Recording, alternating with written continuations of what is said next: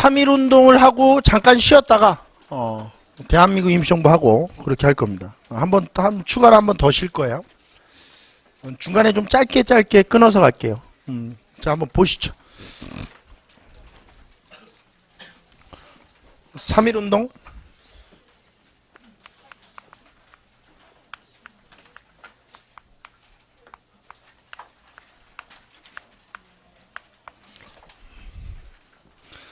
자, 배경을 좀 먼저 볼게요. 자, 3.1운동이 일어날 수 있었던 배경은 아주 복합적인데, 일단 첫 번째입니다. 국제 정세.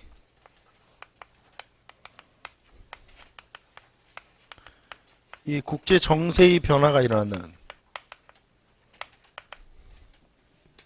국제 정세의 변화 첫 번째. 1917년에 러시아 혁명이 일어나요. 몇 년에? 이거는 좀 세계사적으로 의미가 있는 연도니까 좀 연도를 기억해 주려고 노력을 해야 됩니다. 러시아 혁명.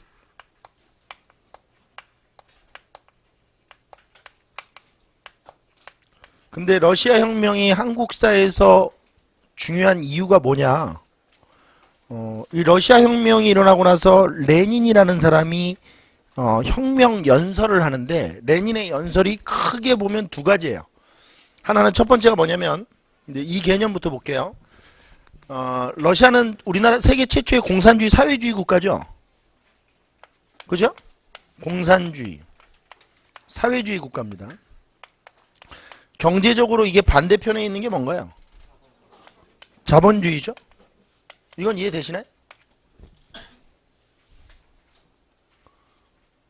자본주의가 발전해서 만들어진 게 뭐냐면 제국주의거든요. 이 자본주의가 독점 자본주의가 돼서 이게 결국 뭐가 되는 거예요? 제국주의가 된 거예요. 근데 우리가 일제라고 할 때 그 제는 일본 제국주의 뭐 이런 말이거든요. 그러니까 결국 이 제국주의를 가장 대척점에서 깰 수 있는 사상은 사회주의죠. 사회주의. 그래서 우리나라의 독립운동가들 중에는 유독 사회주의자들이 많았던 거예요. 그러니까 우리나라는 사회주의 활동을 하기 위한 사회주의를 선택하는 사람보다 독립운동을 하기 위한 방법으로 사회주의를 선택한 사람들이 더 많아요. 근데 우리는 그들의 독립운동사를 잘 배울 수가 없죠. 그런 거를 극복하기 위해서도 빨리 통일이 돼야 될 것 같아요. 언제까지 이렇게 반쪽짜리 독립운동사를 배울 수는 없으니까. 또 저기 위에 있는 애들은 임시정부 안 배워요. 독립운동은 혼자 해요, 한 사람이. 이순신이죠, 이순신. 혼자 싸워요. 배 몰고 나가서. 자, 한번 봅시다, 일로. 러시아 혁명이 일어났는데 레닌이 붉은 광장에서 어떻게 연설을 하냐면, 세계에 많이 존재하는 약소민족 국가들, 그러니까 식민지 국가들이죠. 이 식민지 국가들이 제국주의 국가들로부터 억압과 핍박을 받고 있지 않습니까? 그 약소민족 국가들의 해방운동을 지원해 주겠다는 거예요. 소련이 앞으로. 그 실제로 우리나라 입장에서는 레닌은 정말 백마탄 왕자죠. 우리를 구원해 줄 야훼, 메시아 같은 우리를 구원해 줄 수 있는 사람. 그래서 사실 우리나라에서는 사회주의 열풍이 급속히 불기 시작하는 겁니다. 이런 것 때문에. 그 다음에 세계에 많이 흩어져 있는 노동자와 농민들을 규합해 프롤레타리아 계급혁명을 완성하겠다. 뭐 이제 이런 게 두 골자거든요. 그러니까 제국주의로부터 핍박받고 있는 약소민족 국가들의 해방운동을 지원해주겠다. 그 다음에 세계에 많이 흩어져 있는 노동자와 농민들을 규합해 프롤레타리아 계급혁명을 완성시키겠다. 뭐 이런 내용이거든요. 그러니까 당연히 우리나라 입장에서는 이 러시아 혁명이 굉장히 고무적이었던 거죠. 레닌의 연설.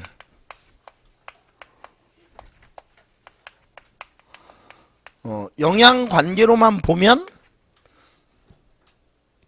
식민지 국가, 그러니까 약소 민족 국가들의 해방 운동을 지원해 주겠다는 게 중요해요.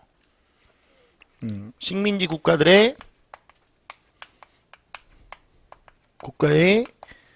해방 운동 지원. 그것도 그 거대한 누가? 그렇죠. 그 소련이라는 나라가 이걸 지원해 주겠다니 뭐 정말 우리로서는 너무 땡큐죠. 해방 운동을 지원해 주겠다. 그 다음에 두 번째는 윌슨의 민족 자결주의입니다. 파리 강화회의 당시에 1919년이죠. 파리 강화회의가 개최된 거는 파리 강화회의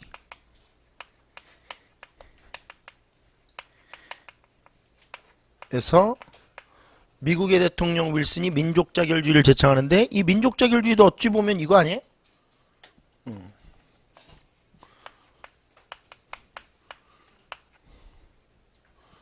윌슨이 그거 아닌가? 그 배구공? 그 누구 나오는 영화지? 톰 행크스인가? 그 누구 나오? 캐스터 어웨인가? 하여튼 뭐 그 윌슨이 그 배구공 아니야? 그냥 하는 거니까 어떻게 좀 도와줘. 뜻이 있는 건 아니잖아. 그치? 윌슨의 민족자결주의. 민족자결주의. 이 제창. 요게 국제 정세의 변화입니다. 변화. 그러니까 아무래도 조금 이제 이런 분위기가 만들어진다는 것 자체는 이제 약소민족 국가들의 입장에서는 좀 뭔가 이렇게 좀 변화의 물결이 오는 거니까 이제 이런 시류를 좀 잘 타야죠. 그 다음에 두 번째.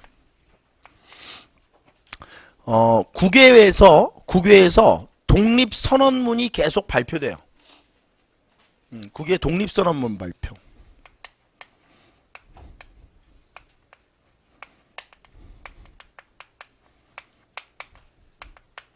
독립선언문은 말 그대로 독립선언문이 발표되는 거예요. 그러니까 우리가 독립을 했다라는 것을 천명하는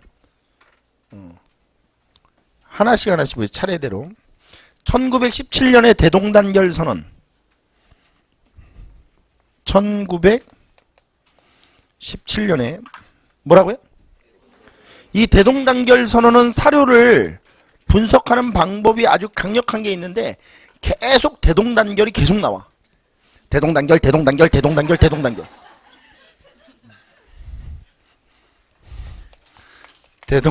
선언. 근데 중요한 건 못 찾아. 아씨 이러면 대박인데 그죠? 대동단결 선언. 이 대동단결 선언은 어디서 발표했다고 제가 얘기했죠? 신안? 청년당? 혁명당? 씨발 그냥 둘 중에 하나야?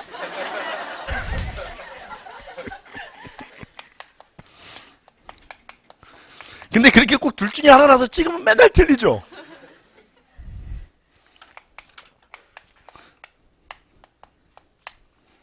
신한혁명당에서 발표하는 거죠? 신한혁명당에서. 그 다음에 1918년에 이것도 했는데 무호독립선언이에요. 이건 대한독립선언이라고도 하는데 이 1918년이 무호년이거든요. 1919년이 기미년이에요. 우리 기미독립선언문 뭐 이런 거 하죠. 이게 무호년이라고. 무호독립선언. 이건 대한독립선언문이라고도 해요.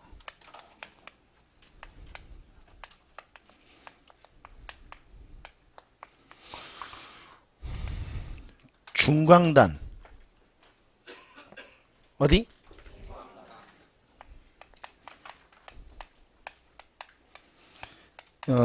여기서 발표한 무호독립선언의 키는 무장투쟁을 강조해요.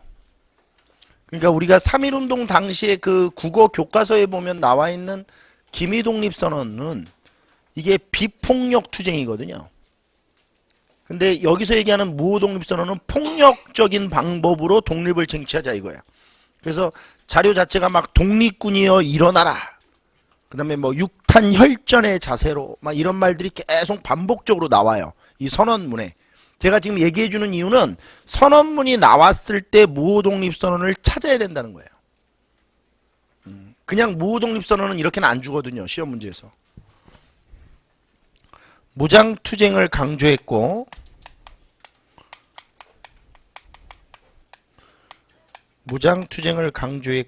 이 과정에서 육탄혈전? 뭐 이런 얘기를 계속하고 있다는 거예요. 사료를 읽다 보면 이런 말이 나온다. 육탄혈전 이런 말이. 이런 말이 나오면 아하 무호독립선언이구나 이렇게 찾으면 돼. 그 다음에 세 번째 요 밑에다 쓰셔야 돼요. 여러분들 여기 밑에다 1919년 28독립선언입니다.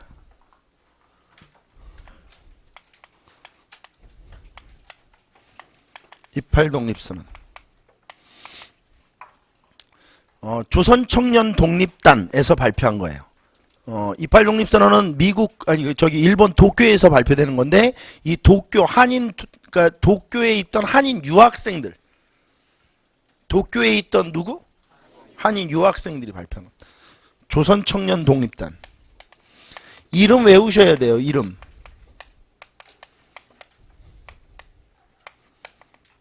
최팔룡 뭐 이런 사람들이 중심이 되어 있는 단체인데 한인 유학생들 중심이에요.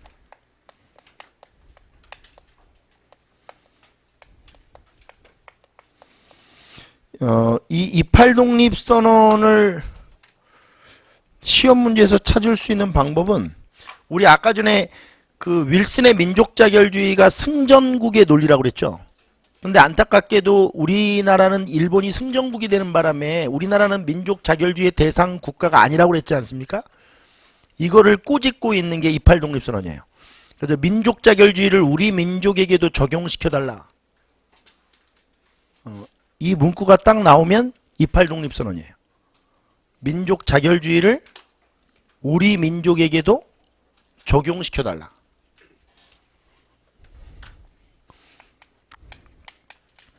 민족 자결주의를 우리 민족에게도